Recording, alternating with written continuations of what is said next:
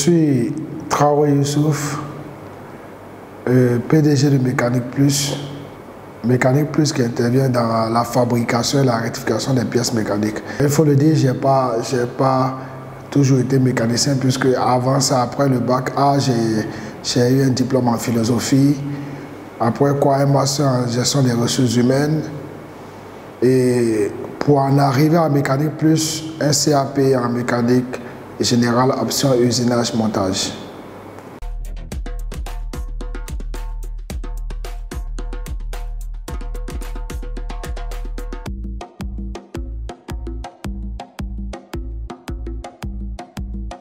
Donc je dirais que l'aventure entrepreneuriale a commencé déjà très tôt avec maman que j'ai aidé au marché à gérer son commerce. Et puis quand j'ai grandi plus tard, avec mon diplôme en philosophie, j'enseignais, mais là, l'instinct entrepreneurial étant là, j'ai dû investir dans les cabines téléphoniques, la vente de chaussures, l'élevage de poulets, après l'élevage des moutons et plus tard l'élevage des bœufs. Tout ça l'un dans l'autre pour qu'aujourd'hui je me retrouve à être à Mécanique Plus comme PDG. Je dirais que la transition, je parle d'un principe très simple que l'homme est perfectible, c'est l'une des valeurs naturelles de l'homme. Et que rien n'est donné a priori. Les moyens doivent permettre d'atteindre des fins. Donc quand on a des buts, on se donne des finalités, c'est sûr qu'on va se dégager les moyens. C'est vrai, je suis allé, j'ai fait un diplôme en philosophie, j'ai fini, tout était bien, là j'avais une belle carrière parce que j'enseignais dans un lycée privé.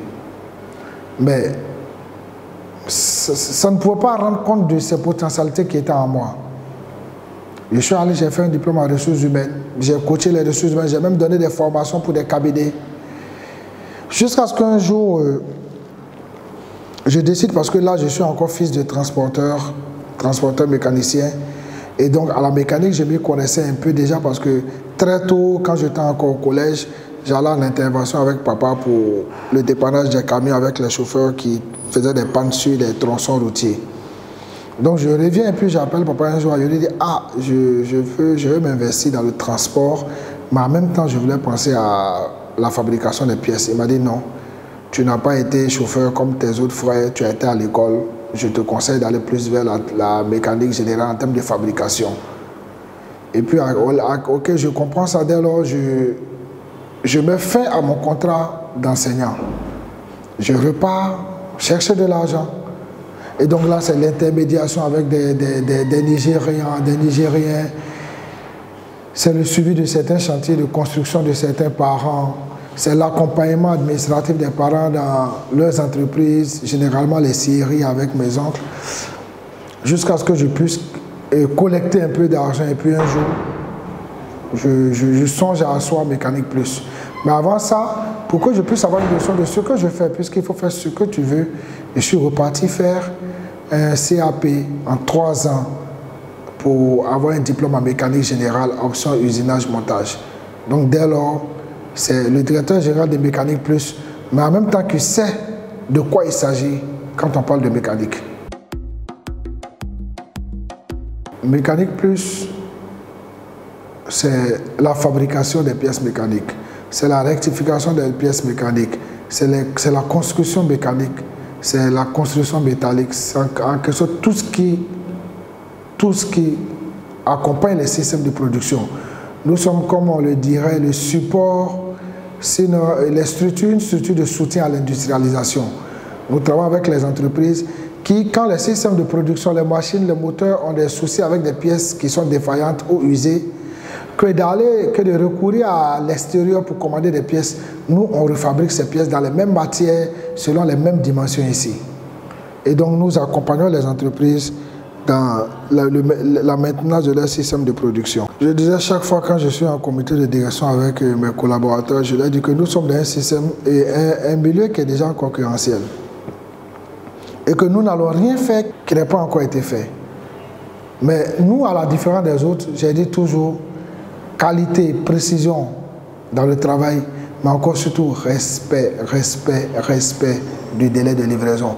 Parce qu'aujourd'hui, le respect de ce délai-là, c'est une denrée très rare dans nos entreprises. Alors que là, quand le monsieur il a sa pièce qui est défaillante, tout son système de production en arrêt, il faut pouvoir être très réactif. Et c'est cette réactivité, cette promptitude qui fait la différence aujourd'hui. Bon, je pourrais même dire que je suis encore en train de chercher ma voie. Mais dire que j'ai eu la voie parce que, comme je l'ai dit, je suis philosophe de formation, on dit que je ne serai que quand je ne serai plus. Donc dire que j'ai atteint une voie, je ne dirais pas. Mais je suis toujours en tout cas en quête, toujours en route, en train de chercher à perfectionner, à voir. Parce que l'instinct entrepreneurial fait qu'il n'y a pas d'objet d'entrepreneuriat fixe. Donc demain, je peux être dans un autre secteur, comme dans un autre après-demain. Mais toujours est-il qu'il faut être en mouvement. Il faut être en train de réfléchir, en train de trouver des solutions nouvelles. Je dirais que de toutes ces aventures, la chose qui m'a permis de tenir, c'est la détermination. La détermination, mais que j'ai vécu avec beaucoup de persévérance. Il faut avoir ses objectifs. Croire en ses objectifs. En fait, tu te dis, pourquoi là où certains ont réussi, toi tu ne peux pas réussir? Ils sont allés de rien, puisqu'on dit que tous les hommes naissent égaux. Mais je me dis que quand quelqu'un se donne un objectif, qu'il arrive à atteindre cet objectif, après de ce mois, tu peux te donner tes objectifs, crois en tes objectifs, crée le cadre pour que tu puisses aller vers l'atteinte de ces objectifs. Mais tant qu'on n'arrive pas à ça, c'est sûr qu'on va passer de projet en projet, d'idée de business en idée de business. Et puis, mais pour finir, on ne s'en sortira pas. Il faut avoir un objectif bien fixé. Peut-être que les moyens pour atteindre cet objectif-là peuvent être différents, peuvent changer selon des cas. Mais ne pas perdre l'objectif. Je dirais que de manière linéaire, tout le monde dit qu'il y a un souci financier, mais je pense que là, ça ne doit pas être un souci. Parce que les finances, ça se cherche. J'ai un mentor qui me disait que l'argent est la chose qui se gagne très facilement. Mais moi, je pense que mon souci majeur a été au niveau des ressources humaines. Parce qu'à un moment donné, je n'ai pas été disponible pour faire corps avec mon projet. Et n'ayant pas été disponible, quand je délègue avec des personnes, il y a d'autres valeurs qui viennent souffrir. Ces relations viennent souffrir de certaines valeurs qui ne sont pas... Et bon, ça a toujours été le même résultat. On allait toujours vers la catastrophe. Il y a des business pour lesquels on n'a même pas jusqu'à aujourd'hui le résultat. Des gars m'appellent par exemple pour la vente des poulets, on me dit ah ok, et on a une maladie qui est entrée dans la ferme, on a pris des poulets, on va donner un vendeur de choukouya qu'on appelle chez nous la sœur des viandes braisées. Et puis bon, jusqu'à aujourd'hui, on ne sait pas de quoi il s'agit. Les chaussures, c'était au black market, je ne sais pas. Je ne peux pas dire aujourd'hui, voici le bilan. La cabine, ma cousine, on s'est poursuivi pendant 2 semaines, 1 mois, 2 mois, bon, on a laissé tomber. Les bœufs, Dieu merci encore, ça a failli mettre en bas les relations avec un de mes meilleurs amis. Mais je pense que le maître mot de tout ça qui a manqué, c'était la disponibilité. Il fallait que je sois là moi-même. Un business ne peut pas se gérer derrière toi.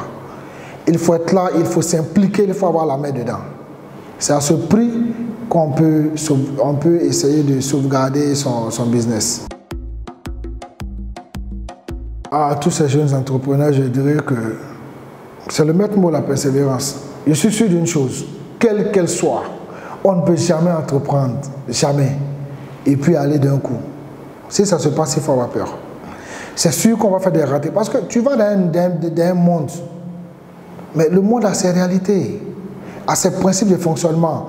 Donc au-delà de ce qu'on peut apprendre dans les livres, dans les colloques, dans les séminaires, dans les masterclass, mais il y a la réalité du terrain qui est là.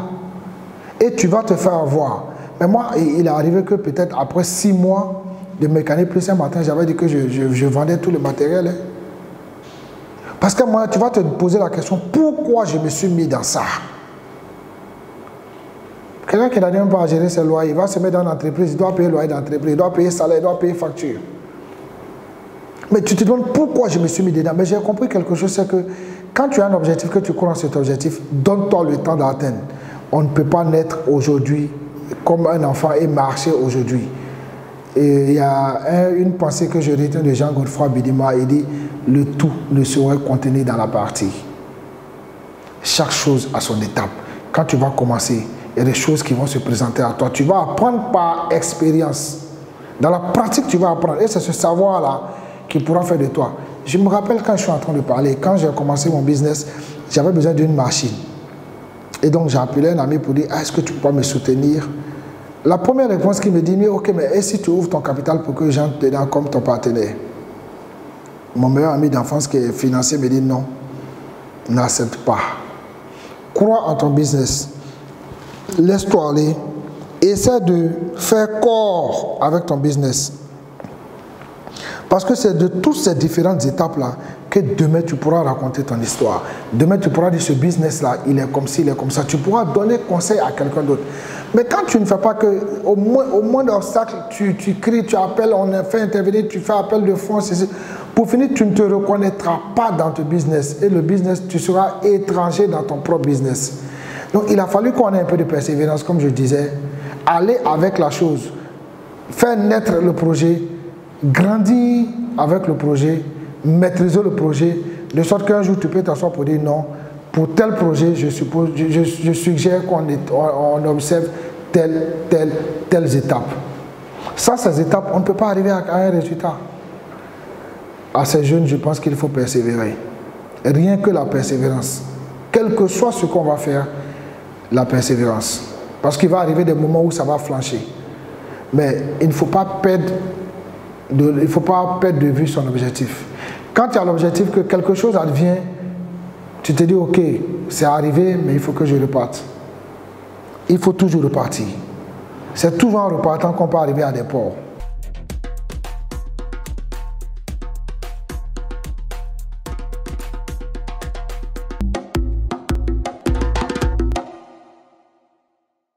Agence Côte d'Ivoire PME, accompagner l'avenir.